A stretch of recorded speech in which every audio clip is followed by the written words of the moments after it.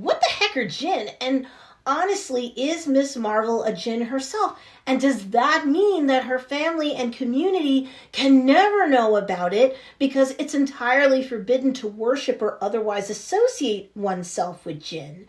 And what does all of that mean for the entire Marvel Cinematic Universe going forward? Kevin Feige said before the first episode of the Miss Marvel Disney Plus miniseries dropping that Kamala was super important to the MCU and that her origin story had to be changed up to not just fit where the MCU was now, but to make more sense in phases 4 and 5 and now phase 6, because Kamala's meant to be very important to the entire MCU. We're going to discuss all of that right now. Welcome back to the Mama Saga, where this Marvel-loving mama is a mother by day, but breaks down comic book sagas, movies, and shows like Miss Marvel by night. Before we go any further, it should go without saying, but I'll just issue a warning. Spoiler alert! There are spoilers in this video, so if you haven't watched the third episode of Miss Marvel yet, you might want to exit this video and go watch it, and then come on back. And I want to thank one of my subscribers for giving me the idea for this video, Mike Just Me Porter. I love that subscribers want to shape the content on this channel, so make sure you subscribe too and leave me some suggestions for videos in the comments section below. Okay, so first let's talk about what the Jinn are.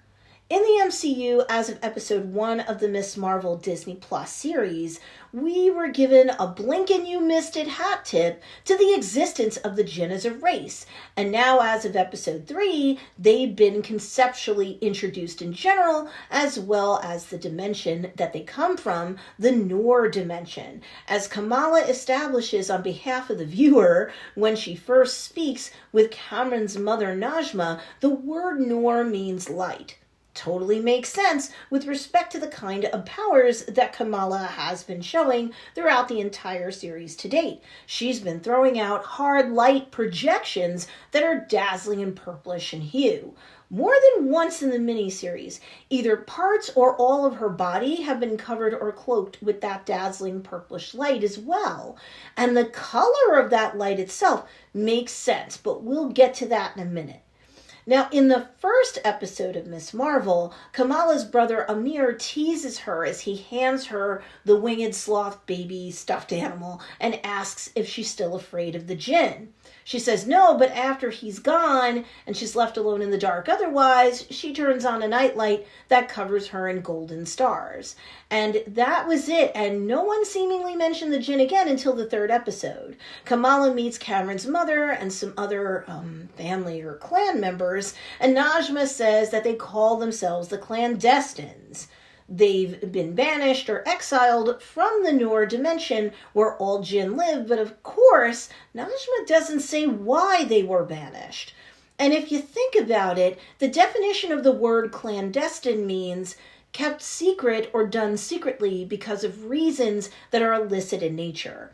It's one thing that after the partition that split up British-occupied India, the Jinn were left without a way home and they had to keep their true nature secret because they were forced to live on Earth and didn't want to call attention to themselves. It's another thing altogether that the word clandestine doesn't just mean you're keeping something secret. It's for illicit or shady reasons. And of course, if you saw all of episode 3, you'll understand the payoff that's involved in this group's name. They're definitely not Kamala's friends, although initially they very much wanted her to think so. Now, Yusuf later on in the episode is speaking with Bruno Corelli and shares some limited information on the Jinn, indicating that Jinn are supernatural beings of pre-Islamic folklore and have had many names across time and cultures. Some are genies, others are demons. He specifically said to Bruno that legend tells of a group of hidden Jinn exiled from their homeworld and damned to live out their days trapped on Earth. They move in the shadows, searching for the key that will help them to get home. But to unlock such an ancient barrier would require a primordial power. So, that has everything to do with why the clandestines wanted to force Kamala to harness her powers to send them home, no matter what it would have done to her in the process. Kamala's powers equal primordial power, especially once they're paired with her bangle. In the Marvel comic book saga overall, Stan Lee brought the Jinn into the storyline, and apparently all of the Jinn that had lived in Asgard died because they couldn't stand cold temperatures. Some Jinn run along the lines of genies and would be forced to serve a master if they knew their name. I suppose their true name, because of course Jinn could make up any names they want while they're out amongst other beings, right? All Jinn apparently trace their roots back to Lilith, the mother of demons, who had been living on Earth when she created them. Jinn are known to be immortals, and as I'll get into the next section of the video, they're magical, and this is going to be very important to the MCU. There was a clandestine family in the Marvel comic book saga, where a human, Adam of Ravenscroft, fell in love with a Jinn named Elilith, who had been captured in ancient Persia and trapped in a supernatural stone for centuries. Much like the Aladdin story, where the genie character was tethered to a magic lamp and forced to grant wishes to whomever found it and rub the lamp. Adam of Ravenscroft freed Elilith, fell in love with her, and ended up gaining immortality, and they had a number of long-living children that named themselves, you guessed it, Clandestine. And the name of episode 3 of Ms. Marvel is Destined. Next, let's discuss why the Jinn are important to the MCU. Up front, you should note that in the Marvel comic book saga, the Noor dimension has not been referred to. Apparently, the Noor dimension is new and in the MCU only for now. It should be noted that the Quran, the Holy Book of Islam, forbids the worshipping of Jinn. So that's gonna make it super hard for Kamala with respect to her family and community once it comes out that she has Jinn blood in her. That could be something that Muniba Khan knows, and if you recall in episode 2, Muniba explained that one of the reasons why Yusuf and she came to America was that she could escape something shameful that was attached to her family. Could this be it? We don't know yet, but I think in episode 4, as Kamala goes to Karachi as Nani has asked her to do, we will learn more.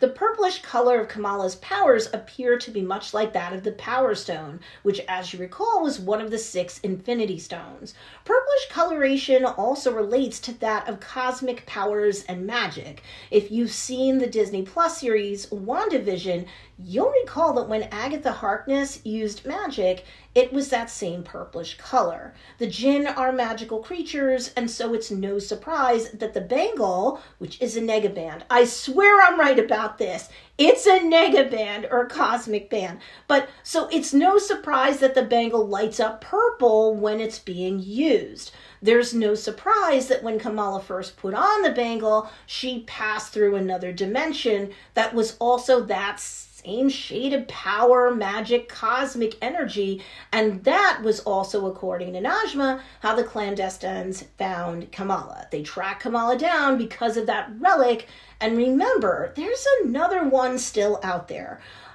Aisha made off with one in the beginning of episode 3, and Najma mentioned that there was another one, but they didn't have time to look for it. You know, what with the British Army closing in, the ceiling of the place falling in, all of that. We know that in phases 5 and now phase 6, Kevin Feige is going to announce more specifics soon, that we're heading further into the cosmic space end of things with the Eternals, the introduction of Star Fox at the end of the Eternals, Ant-Man and the Wasp, Quantumania, the Marvels, the next Shang-Chi movie, Fantastic Four, and the Disney Plus Nova series, and I'm sure a whole lot more. So we're totally going to be hopping universes and dimensions where cosmic power and magic are going to come more and more into play.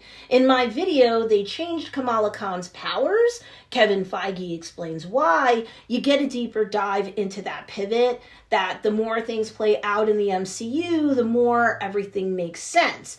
So be sure to check that video out after you're done watching this one. But suffice it to say, they have to power Kamala up as Ms. Marvel even more than ever before. Because I've said it once and I'll say it again. She's going to fight Kang in Phase 5 of the MCU. And to do that and survive, she's going to need all of the brute, magical, and cosmic force possible since he's got power in spades. In my video, Negabands, Why Does Ms. Marvel Have Them?, I specifically lay out all of the powers the Negabands have versus the powers that Kang has. Once you're done watching that video, you're going to be very likely to agree with my theory. We're not going to have Kamala Kang going on. It's going to be Kamala versus Kang. And now it's on to the Mama Saga post-credit scene. Make sure you subscribe to this channel because in the next planned video, I'm going to drop some details about why I think we're going to see Great-Grandma Aisha before the Ms. Marvel miniseries is over. And we're going to talk about why Senna Ornani has aged when the clandestines clan of Jinn really have not, and why that's important for Kamala herself. And Muniba, we're going to be exploring Muniba's lines in the miniseries up until now, and I have a theory as to what that means for Kamala and the entire Khan family moving forward. Anyway, you can follow me on Instagram and TikTok and subscribe to the Mama Saga for more cosmic comic book saga breakdowns, Salty Mama style. Thanks for watching, take care, and see you next time.